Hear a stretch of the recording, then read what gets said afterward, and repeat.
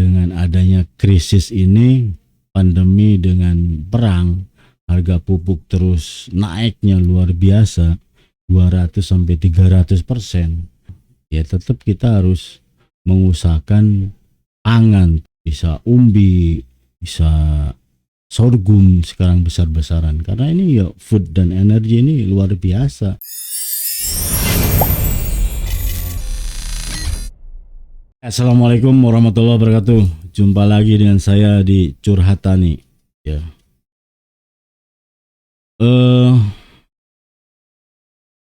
Ada beberapa kawan ya, karena krisis, bertanya krisis akhir-akhir ini ya, karena ya pandemi terus dilanjut dengan perang antara Rusia dengan Ukraina gitu kan. Kenapa sih harga pupuk mahalan gitu? Ini nanti ya hubungannya dengan krisis pangan ya. Lagi-lagi di kemarin perlihatan akbar yaitu G20 di Bali ya, cara implisit bahwa food dan energi ini memang ya harus kita jaga baik-baik ya, karena ini menyangkut hajat hidup orang banyak. Food ya, semua orang, semua makhluk hidup butuh makan ya. Nah ini makanya ya dengan adanya krisis ini, pandemi dengan perang, harga pupuk terus naiknya luar biasa, 200 sampai 300%. Akhirnya produsen pupuk atau yang menghasilkan raw material untuk pupuk itu menahan diri untuk tidak dijual atau diekspor. Karena apa? Ya untuk melindungi masyarakatnya sendiri ya. Nah ini yang jadi masalah untuk negara-negara yang memang bukan penghasil tambang bahan pupuk. Kenapa? Tanaman ya harus dipupuk ya. Kalau nggak dipupuk ya produksinya nggak bisa yang kita harapkan ya. Hanya sekedar saja panennya, terus sedangkan laju pertumbuhan penduduk itu terus meningkat. Nah ini ya sekarang ya harus hati-hati ya. Dalam artian ya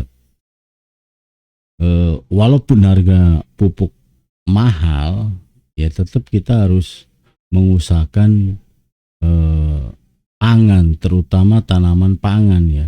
Makanya pemerintah Indonesia itu menggalakkan atau mencari solusi selain bahan makanan pokok beras atau padi ya. Bisa umbi, bisa sorghum sekarang besar-besaran, karena ini ya food dan energi ini luar biasa pengaruhnya terhadap ya terhadap perilaku kita nantinya ya. Karena ya orang kalau kekurangan makan atau food ini ya akan jadi liar ya. Makanya ya pengaruh perang ini saya rasa ya harus bisa menahan diri masing-masing yang sedang ribut ya, karena ya kita harus pikirkan masyarakat global ya, karena tidak semua negara itu bisa menghasilkan bahan untuk membuat pupuk ya. Indonesia saja itu hanya bisa memproduksi nitrogen atau urea, karena apa ya, kita berlimpah dengan gas alam. Tapi untuk fosfatnya, untuk kaliumnya ini nggak ada.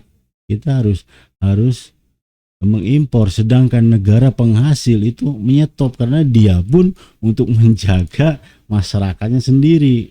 Mereka tahu bahwa pupuk ini bisa menghasilkan produksi pangan atau makanan yang untuk mencukupi kebutuhan masyarakatnya.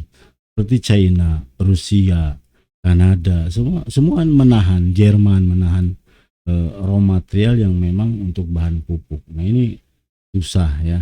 Ya makanya dengan adanya perang ini ya tolong ya negara-negara yang ini ya bisa menahan diri karena ini adalah masalah global ya. Nanti bisa kacau. Memang diprediksi 2023 ini ya akan krisis pangan ya. Ini yang dikhawatirkan banyak negara, apalagi negara berkembang ini ya. Jumlah penduduk yang begitu besar, kebutuhan makannya pun besar. Sedangkan produksi untuk bahan makanannya ini tidak bisa yang diharapkan karena apa? Nutrisi tanamannya kurang gitu. Tanaman bukan hanya butuh nitrogen saja. Oke, kita berlimpah nitrogen. Tapi kan tanaman bukan hanya nitrogen, fosfat kalium, magnesium, sulfur dan mikro itu untuk mencapai produksi yang tinggi ya. Terus energi. Nah, ini energi ya beberapa negara memang ya butuh energi besar. Nah, ini contohnya apa ya? Negara yang punya 4 musim atau subtropis ya. Di kala musim dingin atau salju, mereka butuh penghangat ruangan, penghangat kamar. Kalau enggak ya mereka kedinginan ya. Karena suhunya itu sampai di bawah 0 derajat, bisa 30 bahkan ada yang 40 minus. Nah, ini kalau tidak ada energi untuk menghangatkan ruangannya atau rumahnya, ini ya bisa kacau juga ya. Orang bisa mati, sama dengan orang yang nggak makan ya bisa mati ya. Makanya G20 kemarin ya tekankan bahwa food dan energi ini ya harus ini menjadi tanggung jawab bersama, bukan hanya negara-negara Eropa atau Asia. Ini ya harus menjadi tanggung jawab bersama ya, food dan energi ini. Di Indonesia ya syukur alhamdulillah kita ya kalau dingin ya tinggal kemulan pakai selimut ya. Kalau gerah atau panas tinggal kipas-kipas. Tapi kalau negara yang 4 musim itu nggak bisa ya. Mereka harus bajunya tebal-tebal, pakai jaket mungkin double ini. Makanya ya untuk ke depan ini semua negara harusnya ya memikirkan secara global ya, bukan hanya golongan saja atau lingkup negaranya sendiri, karena ini masalah global ya, food dan energi ini kita saling melengkapi lah ya, saling melengkapi. Yang ini nggak punya pupuk ya bisa ngambil ke negara yang punya pupuk. Yang ini nggak punya pangan atau susah ya ke daerah yang punya pangan. Ini harus saling melengkapi ya.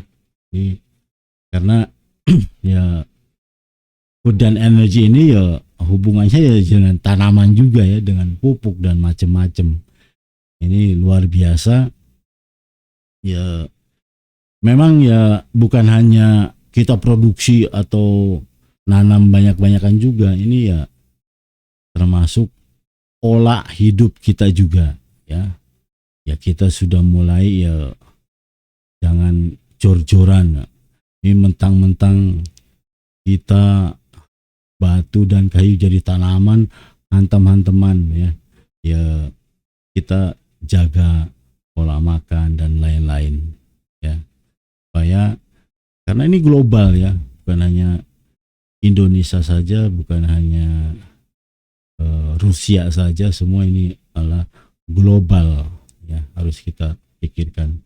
Ini makanya dengan kenaikan pupuk yang luar biasa 200 sampai 300% ini, pasti produksi kita akan menurun, atau secara luasan petani itu tidak akan menanam luas-luas, pasti akan dipersempit. Karena apa ya? Biaya untuk penyediaan pupuknya ini luar biasa. Ya. Oke, mungkin ini mudah-mudahan bermanfaat untuk kita semua. Wassalamualaikum warahmatullahi wabarakatuh.